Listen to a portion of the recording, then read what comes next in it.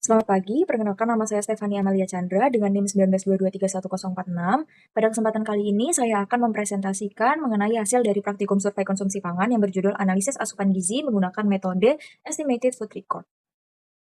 Berikut merupakan latar belakang. Jadi, gizi ini berperan penting dalam menjaga kesehatan, pertumbuhan, dan kualitas hidup. Ketidakseimbangan asupan gizi dapat memicu masalah seperti malnutrisi, anemia, obesitas, hingga berbagai macam penyakit degeneratif.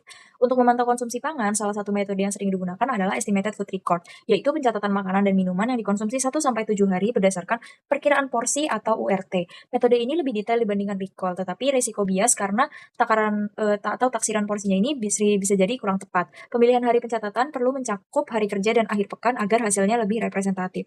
Melalui praktikum ini, mahasiswa belajar langsung proses pencatatan, analisis gizi, hingga interpretasi data sehingga tidak hanya menambah pengetahuan teori, tetapi juga meningkatkan keterampilan praktis untuk penelitian dan praktik gizi di masyarakat.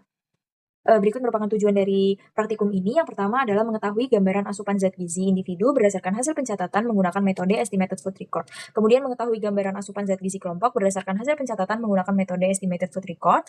Kemudian selanjutnya, tujuan dari praktikum ini juga membandingkan asupan gizi individu maupun kelompok dengan kebutuhan gizi yang disesuaikan berdasarkan tingkat aktivitas fisik. Berikut merupakan biodata responden dari praktikum ini. Jadi untuk respondennya ini bernama Tiara Amelia Damayanti, berjenis kelamin perempuan yang lahir pada tahun 2004 sehingga sampai penelitian yang dilakukan responden ini berusia 20 tahun dengan berat badan 54 kg dan tinggi badan 151 cm. Kemudian wawancara ini dilakukan selama 3 kali. Yang pertama itu ada hari Selasa pada tanggal 16 September tahun 2025, kemudian ada hari Kamis tanggal 18 September, dan hari Sabtu tanggal 20 September. Berikut merupakan hasil dari form Estimated Food Record dari responden Tiara. Yang pertama ini ada pada hari Selasa, kemudian hari Kamis, dan hari Sabtu dengan hasil form Estimated Food Record terlampir. Selanjutnya, dari hasil food record tadi dilakukan breakdown dari masing-masing zat gizi. Berikut merupakan hasil dari perhitungan asupan zat gizi makanan yang dikonsumsi oleh responden untuk setiap harinya. Selanjutnya, dari hasil breakdown tadi dilakukan perhitungan rata-rata asupan gizi harian responden. Data ini memperlihatkan adanya fluktuasi asupan antar hari, di mana hari Sabtu ini menjadi hari dengan konsumsi tertinggi hampir pada semua zat gizi. Sedangkan hari Kamis merupakan hari dengan asupan gizi terendah. Secara umum, pola makan responden ini cenderung tidak konsisten sehingga menunjukkan variasi yang cukup besar pada jumlah energi dan zat gizi yang dikonsumsi. Selanjutnya, berikut merupakan analisis dari kecukupan energi responden. Di perhitungan kecukupan energi responden ini dilakukan melalui beberapa aspek. Yang pertama ada IMT atau indeks massa tubuh untuk menilai status gizi, kemudian BMR Harris Benedict sebagai dasar kebutuhan energi basal, kemudian ada juga Specific Dynamic Action atau SDS sebesar 10% dari BMR, serta faktor aktivitas fisik untuk menyesuaikan kebutuhan dengan tingkat aktivitas harian.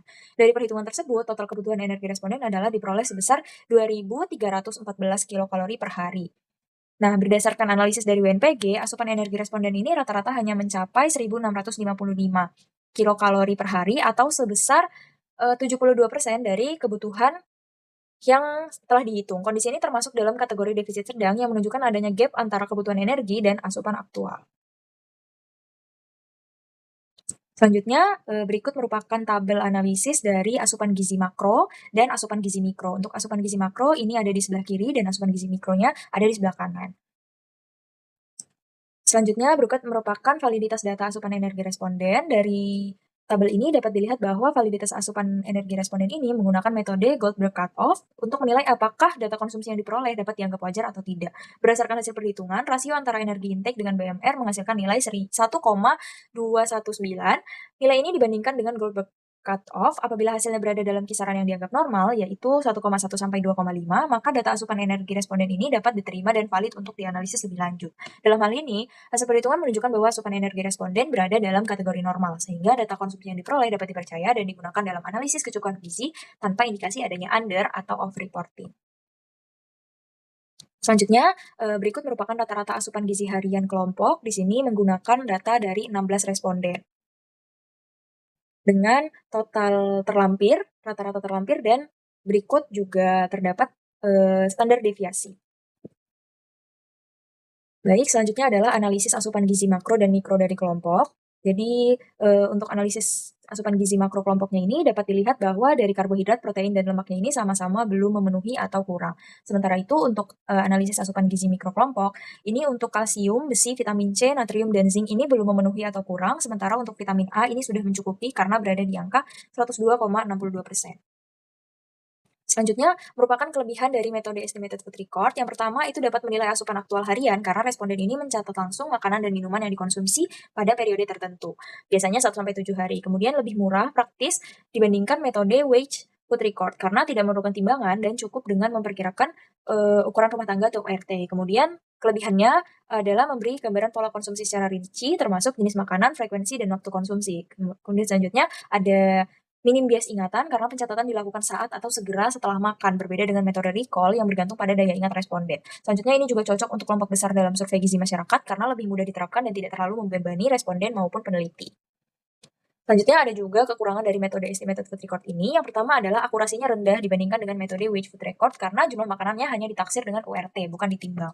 Selanjutnya ini juga tergantung pada kemampuan responden. Tidak semua responden mampu memperkirakan ukuran porsi dengan tepat sehingga berpotensi menimbulkan under atau over reporting. Selanjutnya juga ini butuh kepatuhan yang tinggi sehingga responden juga harus disiplin mencatat semua makanan minuman yang dikonsumsi. Jika ada yang terlewat, hasilnya bisa bias. Kemudian juga ini meningkatkan beban responden terutama bila dilakukan dalam beberapa hari yang berturut-turut. Responden bisa merasa bosan atau lalai ketika mencatat.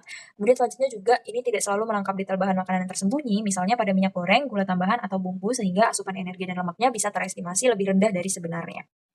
Baik, untuk kesimpulannya, hasil praktikum ini menunjukkan bahwa asupan energi responden individu rata-rata 1.655 kilokalori hanya memenuhi 72% dari kebutuhan, sehingga tergolong dalam defisit sedang. Asupan zat gizi makro dan sebagian besar mikronutrien juga masih rendah, kecuali vitamin A yang sudah mendekati kebutuhan. Analisis kelompok juga melihatkan pola konsumsi yang belum seimbang dan berisiko defisiensi, terutama kalsium dan vitamin C.